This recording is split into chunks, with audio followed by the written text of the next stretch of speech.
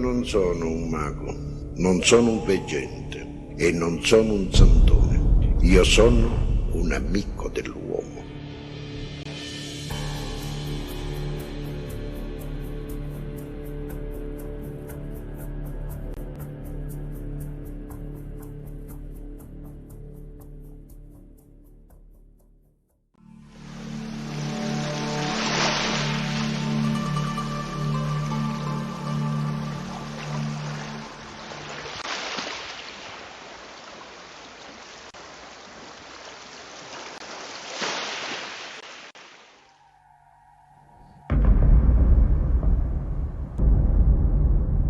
El 5 de febrero de 1979, día de la celebración de la Santa Patrona de Catania, Eugenio es puesto en libertad, pero con arresto domiciliario obligatorio, un nuevo latigazo para un hombre inocente. Su salud está fuertemente mermada y de no haber sucedido los hechos como han sucedido, seguramente hubiese muerto irremediablemente en la cárcel.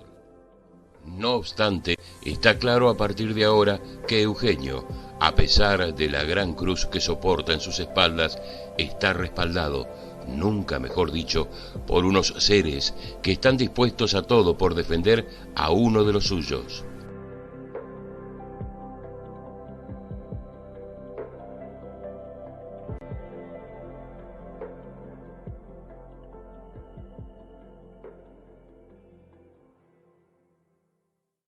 El dato que no pasa de largo para los gobernantes y para aquellos que han querido eliminarlo es este. En 72 días de arresto de Eugenio Siragusa, más de 70.000 avistamientos de diferentes tipos en todo el mundo.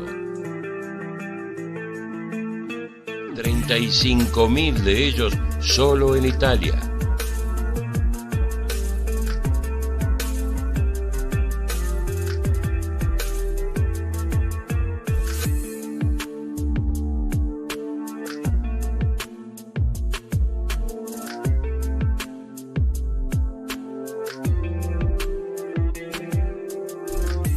Sin exagerar, Catania y toda la provincia podrían haber sido completamente borradas del mapa si Eugenio no hubiera recuperado lo que habían intentado arrebatarle, su libertad y su vida.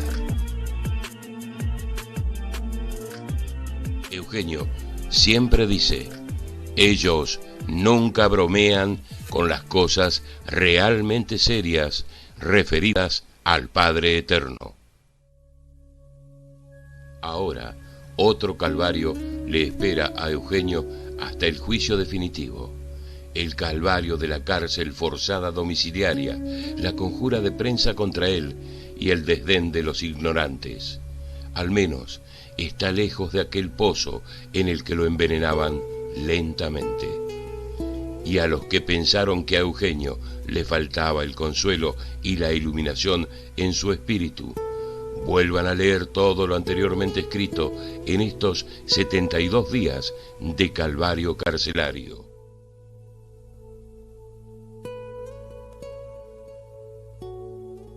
Poco después de su liberación, tuvo que enfrentar los graves problemas de salud que arrastraba de la cárcel por culpa de las ya sabidas inyecciones médicas.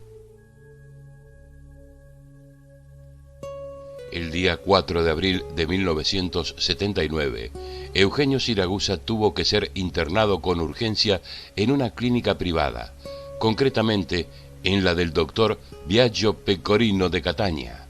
Fue operado el mismo día de una cistitis purulenta y la extirpación de un lipoma dorsal en fase degenerante.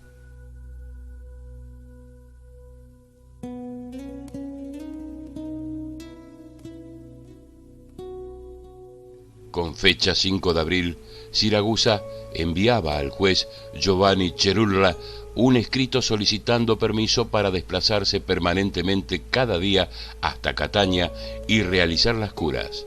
Se adjuntaban a dicho escrito la certificación de la operación realizada el día anterior y el certificado extendido por el doctor Biagio Pecorino, ya que el enfermo no podía ser hospitalizado o residir en la clínica para un periodo postoperatorio conveniente. El que suscribe, doctor Biagio Pecorino, certifica haber intervenido hoy a Siragusa Eugenio de cistitis purulenta con fiebre muy alta. Por tal motivo, será hoy mismo sometido a la primera cura y necesitará un período mínimo de 15 días para su recuperación, por lo cual se verá obligado cada tarde a trasladarse a esta clínica para someterse a las curas pertinentes. El juez que instruía el caso, Giovanni Cerulla, contestó a esta instancia concediendo al señor Siragusa 2 horas para desplazarse desde su casa hasta la clínica, realizar las curas y regresar al domicilio. Desde Valverde a Cataña no hay mucha distancia. En 2 horas podía realizar la cura, ir y venir. El problema era que el señor juez no le había concedido las horas de movimiento libre por la tarde, cuando eran las curas, sino por la mañana, de 10 a 12, cuando no había curas, ni sus hijos podían acompañarle y llevarle en el coche hasta la clínica.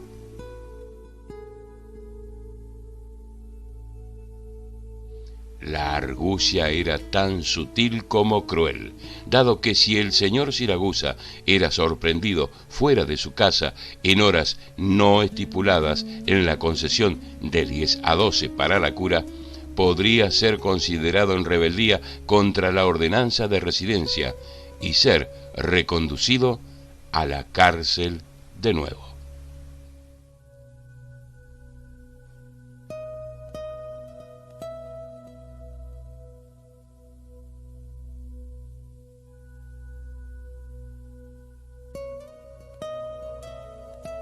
La situación se volvía insostenible, teniendo que residir en una casa que ya no era la suya.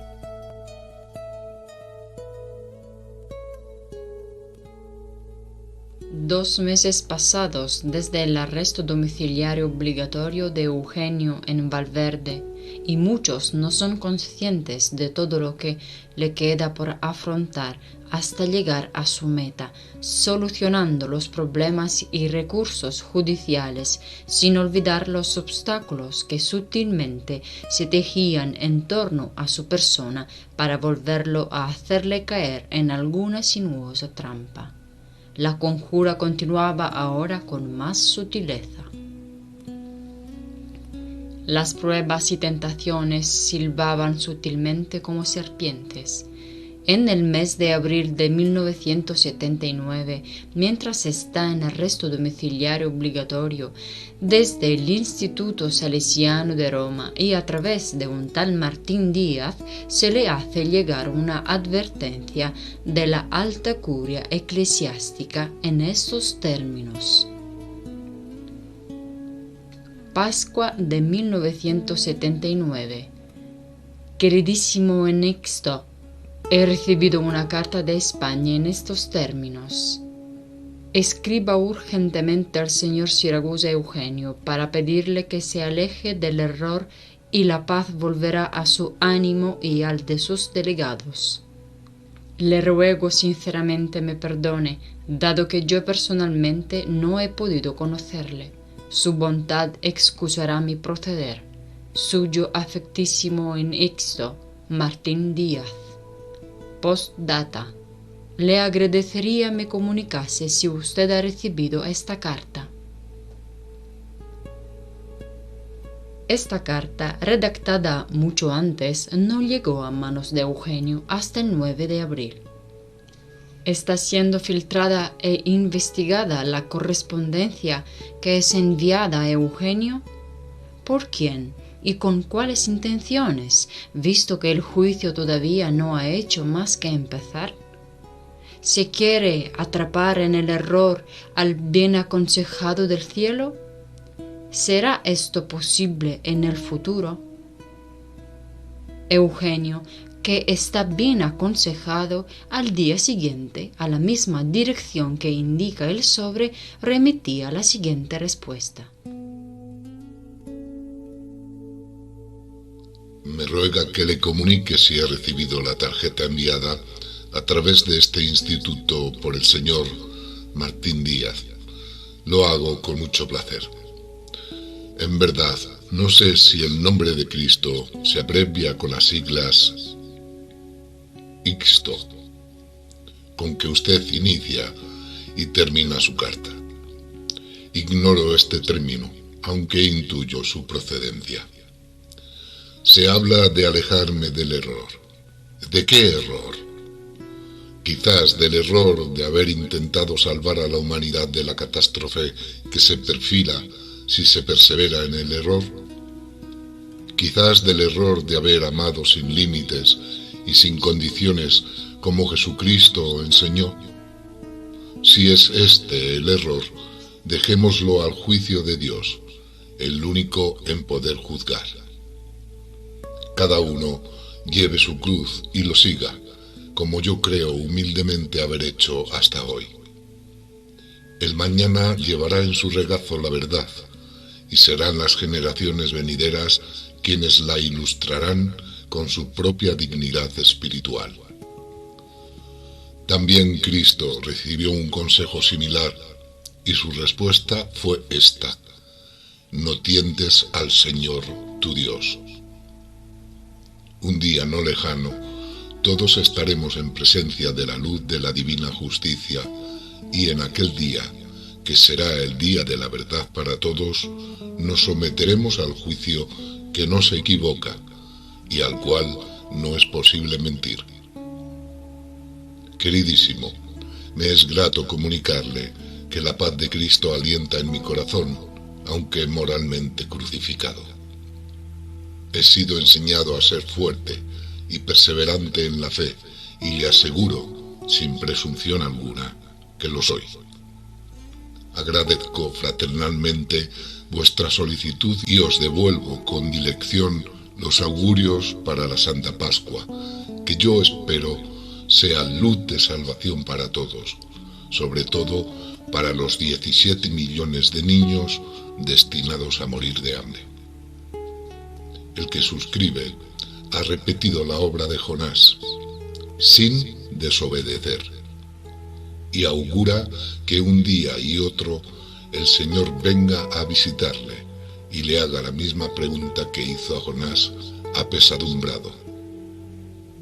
Eugenio, ¿por qué estás triste? ¿No has salvado acaso millones y millones de niños? Esto deseo con toda la esperanza de mi corazón.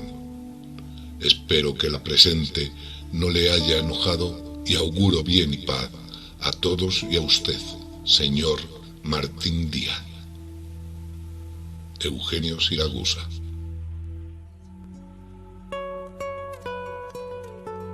La paz interior y la firmeza espiritual que las palabras de Eugenio transmiten demuestran claramente cómo su espíritu es consciente y devoto al Padre Madre, Dios. Todo esto indica que la conjura de carácter internacional contra Eugenio tiene raíces y muy profundas también en tierra de España. Tiempos estos que muchos viven y sienten en la lejanía por el espacio, que como un muro infranqueable establecen las distancias entre los diferentes países. Todos parecen tener la solución, pero solo él, el Eugenio real, conoce, pero por obediencia debe discretamente callar la realidad del proyecto selectivo que se está programando para limpiar al máximo la escoria que se ha acercado con pretensiones de no ser vista. Unos se marchan, pero otros nuevos llegan. Y no solo esto, sino también están aquellos que piensan poder engañar a Eugenio, y lo que es peor aún, a los seres de volumétrica conciencia. En estos tiempos son jovencitos, pero con el paso del tiempo finalmente saldrá a la luz sus verdaderas intenciones escondidas con esa característica particular de algunos. tiempo de tristes convulsiones reaccionarias para aquellos que están desconcertados profundamente y tiempo de reajustes para aquellos que están confundidos. Es cierto que todo lo que sucede ya antes ha sucedido. Lo nacido recto, aunque con dificultades, permanecería recto si se mantenía íntegro en la verdad. Lo nacido torcido tiene la posibilidad de enderezarse si reconoce la luz de la verdad y se conserva íntegro en dicha luz. Nunca ha sido, no es, ni será fácil para ninguna de las dos partes. Eugenio obedece, como siempre, escrupulosamente a todo aquello que, inaudible para los demás, para él es perfectamente audible y real. El cielo de nuevo habla y advierte.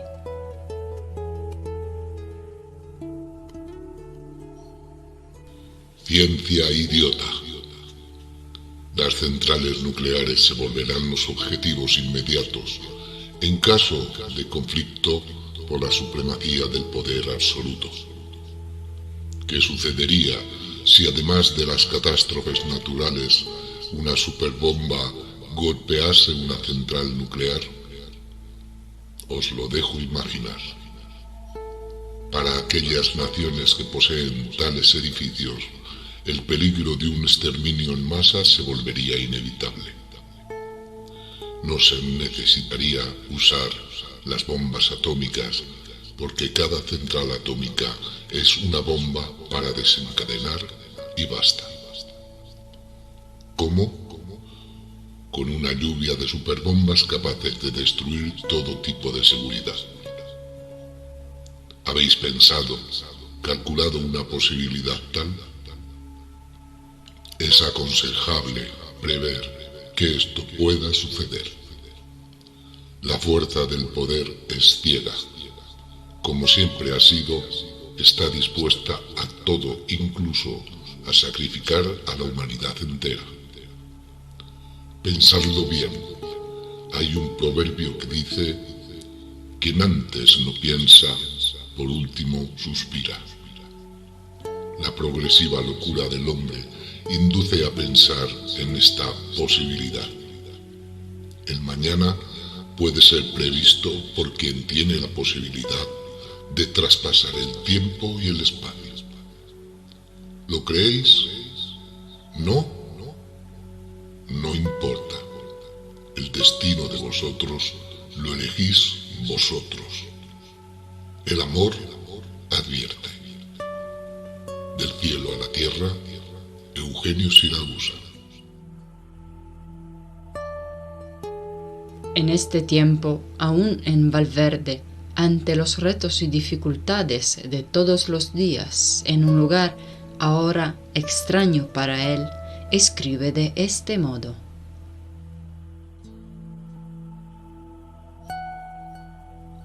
Sea hecha tu celeste y santa voluntad, mi dulce e inefable Señor Dios. Tu paz respira en mi espíritu y tu amor reposa suavísimamente en mi corazón.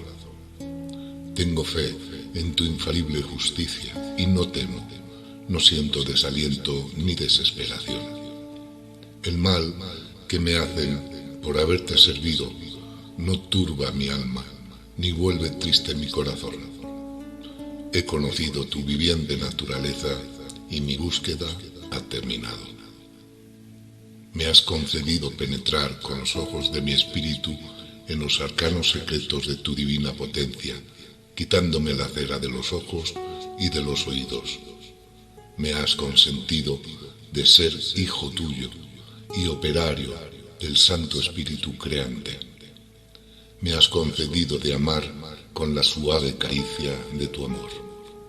Estoy lleno de alegría y mi espíritu exulta, se postra ante tu querer, bien de justicia y de amor eternos divinos. Nunca te he temido, Padre, porque te he siempre amado y servido, siguiendo con fe, con coraje y con plena abnegación tu querer, y sea así siempre, por los siglos de los siglos. Amén. Tu humilde siervo e hijo, Eugenio.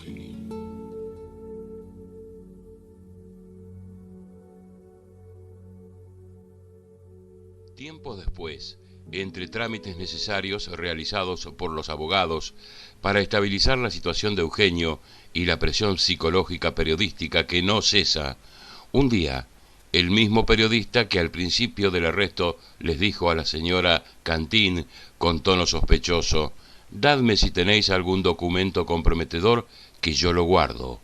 Pues bien, este periodista, por iniciativa de no se sabe quién, de nuevo se acercó a Eugenio, que estaba recluido en su domicilio, y le dijo: «Siragusa, sé que quieren nuevamente encarcelarte. Lo mejor que puedes hacer es pasar la frontera. Por la noche, cuando estén más descuidados, te acercamos en un coche a la frontera. La pasas y ya está». Eugenio le respondió: «¿Pero qué frontera? He podido escaparme cuando no tenía riesgo alguno. ¿De qué frontera me hablas? Yo soy inocente, yo no me voy a ninguna parte. Antes se deberá celebrar mi juicio, aunque les cueste el puesto a todos los que se han manchado las manos con mi causa. Lo he puesto en el testamento. Incluso si muriera, deberán celebrar el juicio público y tendrán que declarar pública y forzosamente mi inocencia. ¿Comprendido?».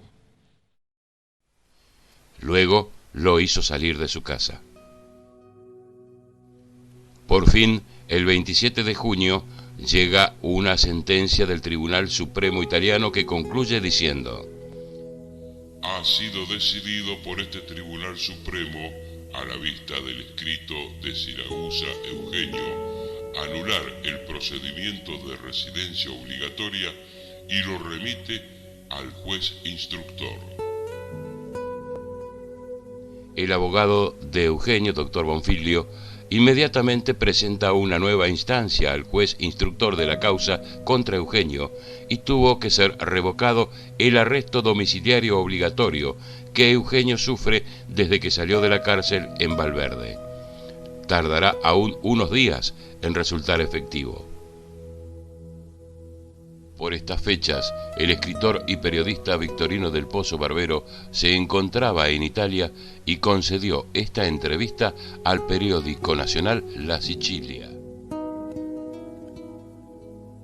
Queste sono solo alcune delle domande che gli ho fatto.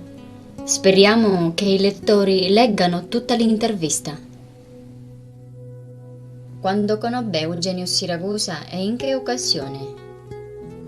Personalmente conocí al señor Siragusa cuando trabajaba como programador en la televisión española en el programa llamado Directísimo, programa del viernes reservado únicamente a entrevistas de personajes importantes y notorios. El señor Siragusa se prestó generosamente para la entrevista y la televisión española solamente lo invitó a pasar la noche en un albergue de Madrid donde se alojan habitualmente las personas de servicio. Ni siquiera se le reembolsaron los gastos del viaje.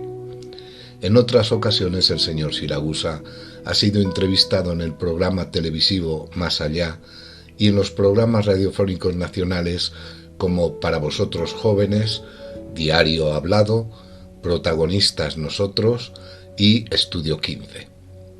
Los resultados de aceptación del público han sido siempre sorprendentes. Quante copie ha venduto del libro dedicato al Siragusa e se questi ha ricevuto diritti? El primer libro, titulado Siragusa, mensajero de los extraterrestres, fue en el periodo 1977-78. Fue uno de los 10 libros más vendidos en España. Según la estadística del Instituto Nacional del Libro Español, se habrían vendido más de 100.000 ejemplares. En la estipulación del contrato yo he insistido sobre la necesidad de ceder al señor Siragusa o al centro parte de los derechos de autor. El señor Siragusa lo rechazó completamente recibir cualquier tipo de compensación y los fondos han sido devueltos a una fundación benéfica española llamada Centro de Investigaciones Cósmicas. Actualmente el primer libro es vendido también en todos los países de América del Sur, pero es demasiado pronto para saber los resultados definitivos. El segundo libro, Siragusa, el Anunciador, lo he traído hace nada desde España para darlo a conocer al señor Siragusa. Yo pienso que los eventos próximos en Catania no cambian de hecho ni la vida ni la obra del señor Siragusa. Cosa può dirci sugli UFO in Spagna? Es cierto que el gobierno español ha reconocido oficialmente la existencia de los UFO y lo ha confirmado a través de documentos, informes militares y otros, publicados en el libro de J.J. Benítez, titulado SOS a la humanidad, que atestiguan la existencia, la presencia y la actividad de los UFO en el territorio español. Chi è Siragusa secondo lei e come lo può definire? Desde que lo conocí, sentí periodísticamente un gran interés por su persona y al mismo tiempo la necesidad humana de profundizar su vida y su obra, más allá de los estrechos canales de una entrevista. Por ello me he decidido a escribir un libro que reagrupase sus criterios, sus experiencias y su actividad como fundador del Centro Studi Fratellanza Cósmica. Personalmente, después de haber analizado durante meses su ambiente en Catania, después de haber mantenido largas conversaciones con él y con aquellos que lo rodean, después de haber analizado con lupa de aumento su conducta, su comportamiento y sus palabras, me decidí a publicar el primer y el segundo libro convencido que él es uno de los hombres que durante mi profesión periodística he tenido la fortuna de conocer. Ha prevalecido por su integridad moral y por la importancia trascendental de su acción por el futuro del género humano. Creo que el tiempo que vendrá me dará la razón. El modo con el cual se han desarrollado las acusaciones confirma exactamente este convencimiento mío. Me queda todavía un libro por escribir, y lo haré, suceda lo que suceda, porque será un tratado doctrinal para la futura generación. He conocido premios Nobel, ufólogos, científicos, políticos, como por ejemplo Uri Geller, Richard Chanfrain, llamado el Conde de Saint-Germain, Solzhenitsyn, von Braun, etc. Y el señor Siragusa llamó mi atención no solamente por su forma de explicarse en la materia ufológica, sino por el contenido de su conversación, no ciertamente basada sobre su escasa cultura escolástica, sino más bien como aquella de un científico que se hubiese dedicado por muchos años a la investigación. El valor de estos aspectos humanos científicos del señor Siragusa lo han convertido en un personaje controvertido y de polémica dentro y fuera de su país. Nosotros, latinos, tenemos la tendencia natural a la envidia y disfrutamos tirando por tierra a todos aquellos que entre nosotros destacan. El hecho de que se quiera convertir al señor Siragusa en una víctima no me sorprende. Todo lo contrario, porque se había vuelto un personaje incómodo para todos aquellos que tienen la misión de ocultar cuanto está ocurriendo en materia ufológica sobre nuestro planeta. Y estos saben mejor que nadie que el señor Siragusa es uno de los pocos auténticos contactados. Cosa ne pensa sul caso giudiziario del Siragusa e come può giudicare i suoi accusatori? En efecto, durante mis viajes para preparar el primero de los dos libros, he sido huésped en la villa de los Hooker. Personalmente me he limitado a mi trabajo. En cambio, no me han escapado detalles de sus conductas que me llamaron la atención. En aquel periodo desarrollaba la actividad de la Secretaría Internacional para la Lengua Española, Juanita Pardo, que un día me dijo: «Ya no puedo más resistir aquí, me vuelven la vida imposible. Leslie y Kelly intentan de todos los modos de ensuciar mi prestigio hacia Eugenio y ya no puedo más». Poco después, ella se marchó.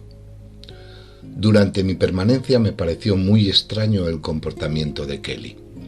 Este último, disfrutando de la total confianza del señor Siragusa, había accedido a todos los documentos, fotografías, estudios registrados, etc. Y yo, personalmente, he podido verificar esto, y no solamente los utilizaba, sino que los manipulaba antes de enviarlos a los Estados Unidos para su difusión en prensa, radio, etc. Me sorprendí de que el señor Siragusa no interviniera. Ahora me doy cuenta que, en su gran confianza, estaba completamente cegado de cuanto ocurría a sus espaldas. Al tiempo, era chocante el comportamiento excesivamente meloso o afectuoso de la señora Leslie Hooker con ciertos hombres que frecuentaban el centro, e incluso conmigo, cuando le demostraba un interés humano fraternal o simplemente informativo. Potrebbe raccontare qualcosa che interessi particolarmente il lettore più esigente? En ocasiones de la presentación del primer libro, el señor Siragusa fue invitado nuevamente a España. Se le reservó una habitación en un albergue central en Madrid, con mucha antelación, ya que nos encontrábamos en la segunda mitad del mes de mayo y había comenzado la época turística.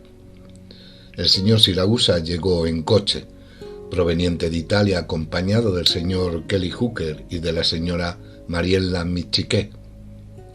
Al día después de la llegada, inesperadamente, sobre las 7 de la tarde, llegó la señora Freudeval. El señor Siragusa la invitó a regresar a su país el día después en compañía de Kelly Hooker y de la señora Michiquet. Y así sucedió. Mientras el señor Siragusa se hallaba en su habitación para refrescarse un poco, yo me acerqué a la habitación de Kelly Hooker y lo hallé en compañía de la señora Freudeval, en actitudes muy... Rápidamente Kelly se justificó diciéndome estas palabras textuales: «Si se me ofrecen, no las puedo ciertamente rechazar». El 28 de junio, la periodista que realiza este servicio informativo pierde su puesto de trabajo a causa de estos artículos, una nueva evidencia de que alguien dirige los hilos. La prensa continúa con sus artículos, casi todos pronunciando las dudas sobre la integridad y honestidad de Eugenio, pero está claro que algunos están decididos a aclarar las mentiras y a defenderlo. Mientras, él manifiesta su inmensa paz interior ante lo que se avecina, y que aún sabiendo que no será fácil, está sereno, completamente en manos de aquel que lo ha puesto sobre el mundo para ayuda, advertencia y consuelo. El 14 de julio por fin queda completamente revocado el arresto domiciliario obligatorio, pasando al régimen de libertad provisional. Eugenio finalmente puede moverse, desplazarse, no sin cautela. ¿Dónde irá? Ciertamente a Nicolosi, junto a su familia amada. Gracias a la buena gestión de sus abogados y sobre todo a la invisible y operante mano celeste, le es concedido residir en su verdadera casa, en Nicolosi, con los suyos, aquellos que realmente lo comprenden, y con su familia que lo aman y han sufrido con él este primer paso carcelario de su calvario.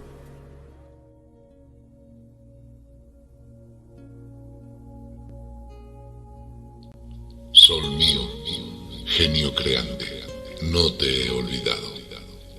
Tú, gran Padre que dispensas la vida y la muerte, antiguo Ra, logos de la idea creativa del espíritu cósmico, donde toda cosa viene forjada, y a través de la prodigiosa mano de tu invencible luz, puesta en la visibilidad del creado manifestado. Tú, Gran Padre, que das el latido a este viejo y cansado corazón de estirpe ancestral, estás en el secreto de mis humanos pensamientos, celosamente custodiado y venerado. Mi brazo derecho está ligado al invisible rayo de tu amor y el izquierdo al rayo de tu infalible justicia. El espíritu mío es tuyo, sumergido en tu pasión por cuanto que es tuyo y te pertenece. Has querido dignarme con un gran don del que extraigo el suspiro de tus sonrisas y de tus lágrimas, de tus alegrías y de tus dolores para la consumación de todo aquello que es, que muta para ascender hacia la meta sublime del conocimiento inmutable, imperecedero, glorioso de la inmortalidad. Oh fuego divino, yo te conozco y te llevo consciente en mí, así como toda cosa te lleva y no lo sabe. Desconoce todavía que la fuerza de toda cosa que es tuya. No te he olvidado, Gran Padre, morada de los dioses. No podría, porque conozco tu inefable misterio, conozco el poder invencible de tu luz, que crea y que mata.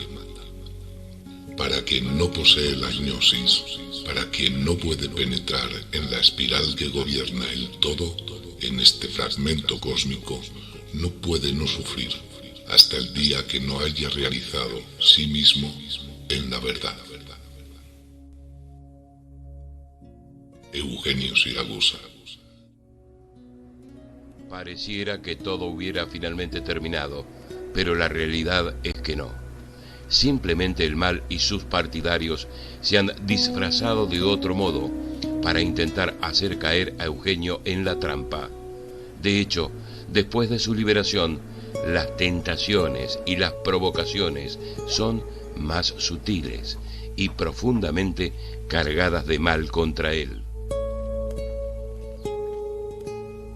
Así pues, Eugenio, ahora plenamente confirmado ante el mundo y ante el Tribunal Ufológico Mundial como el real mensajero de los extraterrestres, el embajador de los hermanos extraplanetarios, continúa escribiendo todo aquello que le viene dictado, ahora ya fuera de los muros del odio. Siempre dice que se haga la voluntad del Padre. Él sabe todo lo que deberá o no suceder. Eugenio continúa con su misión de transmitir todo aquello que es necesario conocer para el progreso, principalmente espiritual de todos, absolutamente todos. Para muchos, los más, llega el final del camino. Para los pocos, los menos, saben ya que era un camino interminable que no tendría todavía conclusión. La disolución del centro hizo saltar un determinado resorte. El apoyo celestial, el amaestramiento no cesa, sigue imparable su camino. Estos días que vienen, los más allegados abordarán un proceso divino selectivo que sólo después del tiempo queda claro y que hace que sus espíritus brillen aún con más fuerza que al principio, por haber conservado la integridad de la fe y la limpieza del alma. No solo los más allegados, sino también todos aquellos que en otros países han despertado o están por despertar a la realidad espiritual de todo lo que está ocurriendo. Lo más importante está por llegar. Quien tenga oídos, escuche. Si os obstináis a rechazar nuestros consejos, os perderéis o seréis los últimos. Vuestras blasfemas debilidades, como os hemos a su tiempo anotado, no podrán más ser toleradas. Pensad bien primero para no arrepentiros después. Sabemos muy bien que podéis lograr a comprender si os esforzáis en recordar nuestros amaestramientos. No os dejéis agarrar por alguna duda, ni consintáis que fermenten designios egoístas y privados de majestuoso significado espiritual y fraterno. Hemos hecho cuanto era posible hacer para estimular al máximo vuestra autorrealización en un equilibrio psicofísico suficiente para volveros inatacables. No creemos oportuno regresar sobre argumentos ya muchas veces repetidos e ilustrados. Ahora debéis afianzaros sobre vosotros y estar muy atentos a no errar si no queréis ser completamente abandonados y puestos en tribulación. No podemos más ser tolerantes y vosotros sabéis el porqué. Las advertencias que muchas veces os hemos manifestado son siempre válidas para quien desea perseverar en volverse cada vez más idóneo para servir la gran causa del bien supremo. Esta es la última advertencia. Estad atentos. Paz y serenidad. Vuestros hermanos a Eugenio Siragusa.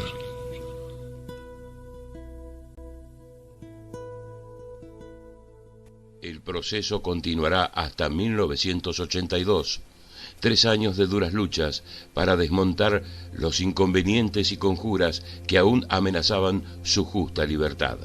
Pero tal como una iluminación del Papa Juan XXIII dice, se verificó. Será entonces cuando Noé iniciara a construir la última arca, pero no conocerá las aguas, gracias a la palabra de quien no sabe, pero que hace temblar a los potentes cuando baje del monte. El 7º año cae el 7º velo de Salomé. Pero no existe emperador, no existe quien sepa levantar la espada y golpear el cuello de Juan. El tiempo está próximo.